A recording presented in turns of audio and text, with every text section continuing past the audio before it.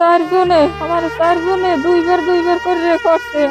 আমার আইকি দেয় না, আমার বান্ধে রাখতে চাইছে। আমাকে না দিলে তোর এককালে এখানে জানি মারিয়ে হেলাম।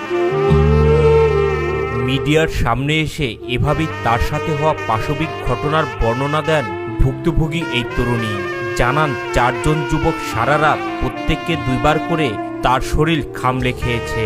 তাহলে বান্ধে আমার না করতে গেলে আমার মারিয়ে হেলাইবে বলে আমার দুইবার করে করছে, রাত 12টা পর্যন্ত করছে। ভুক্তভোগী এই নারী বলেন 20-25 দিন আগে পটুয়াখালীর কলাপাড়া উপজেলার মহিপুর এলাকার হিরুনের সাথে তার পরিচয় হয়। পরিচয়ের এক পর্যায়ে হিরুন তাকে বিয়ের প্রস্তাব দেন।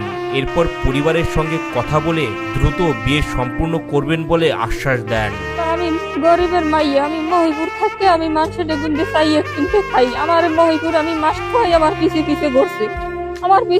ঘুরছে, আর আমার বলছে বিয়ের কথা। আমি বলছি যে আমার গার্জিয়ান আছে, আমার গার্জিয়ানের লাগে আগে আলাপ করেন, এরপর আমার গার্জিয়ানের কথা ছাড়া আমি বাইরে চলবো না। কুয়াকাট অবশ্যই আমার মায়ের কথা বলছে, আমার মার লাগে। আমার মায় বলছে আস্তে আমি বাড়িঘর দেখবো, এরপর সেই আশ্বাসকে বিশ্বাস করে মঙ্গলবার বিকেলে হিরুনের সঙ্গে মহিপুর থেকে তালতলী উপজেলার পচাকুরলিয়া ইউনিয়নের বরপাড়া এলাকায় আসেন ভুক্তভোগী এই নারী। পরিবারের সঙ্গে পরিচয় করিয়ে দেওয়ার কথা বলে হিরুন তাকে নিজ বাড়িতে নিয়ে যান। মা বাপের ইয়ে দেখো, আমার ঘর দুয়ার দেখো, দেখতে তোমার পছন্দ হয়নি, এই কথা আমাকে বলছে। এই কথা বললে আমি আসরের সময় মহিপুর মেলা করছে, আমার তার গাড়িতে করে আমাকে নিয়ে আসছে। তার গাড়িতে করে নিয়ে আসতে আইতে রাত বাজে 9টা। এই তরুণী তখনও কল্পনা করতে পারেনি সামনে তার জন্য কি অপেক্ষা করছে। বাড়িতে আসার পরপরই এই তরুণী বুঝতে পারেন বাড়িতে কেউ নেই। এরপর লম্পট হিরুন ফোন করে আরো 3 জনকে বাড়িতে ডেকে নেন। এইকালে আমার নিয়ে এসে ঘরে উঠেছে, ঘরে খালি করে উঠেছে। আমি জিজ্ঞেসি মা বাপ কই? মা বাপ আছে, পরে আইবে নি। এই ঘরে উঠে 3 জন লোক আনছে। 3 জন লোক আনলে হিরুন রাত গভীর হলে মানুষরূপী এই জানোয়ারগুলো একে একে হামলে পড়েন এই তরুণীর উপর।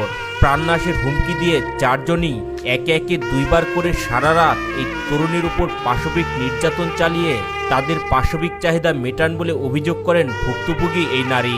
আমার এমন ভাবে ধরছে, আমাকে না দিলে তোর এককালে এখানে জানি মারিয়ে হেলাম। রাত 12টা পর্যন্ত করছে। ক্লান্ত শরীর নিয়ে নিজের প্রাণ বাঁচানোর জন্য চেষ্টা করেন তিনি।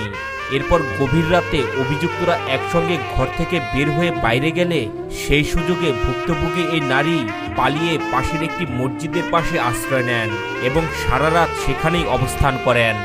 আগে আমি হেই ফাহে নামিয়ে আমি চলে আইয়ে পড়ছি, আসিয়ে চলে পলাই রইছি। এলাকাবাসী অভিযোগ করে বলেন হিরুন দীর্ঘদিন ধরে বিভিন্ন স্থান থেকে নারীদের প্রেম ও বিয়ের প্রলোভন দেখিয়ে বাড়িতে এনে ধর্ষণ ও নির্যাতন করে আসছে।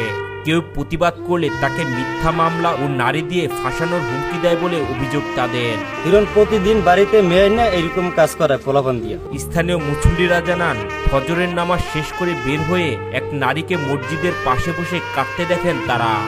জিজ্ঞেস করলে সে জানায় হিরুন নামের এক ব্যক্তি তাকে এখানে এনে 4 জন মিলে সারা রাত পাশবিক নির্যাতন করেছে। নামাজ পড়ে মোটের সামনে বাইরে উঠে পড়ি, মাথারি কান্দে কেটে পড়ছে। ঘটনার সুষ্ঠু বিচার এবং অভিযুক্ত হিরুন সহ 4 জনের দৃষ্টান্তমূলক শাস্তির দাবি জানান বিয়ের আশ্বাসে তালতলিতে আসা এই ভুক্তভোগী তরুণী। আমি চাই, আমি আর বিচার চাই। তিনি হিরোনের চিনি, আরো 3 জনের দেখলে চিনবো, নাইলে চিনবো। আমার মা দিছে, আমি ওর সাথে বিয়ে বমু না, আমি আর বিচার চাই।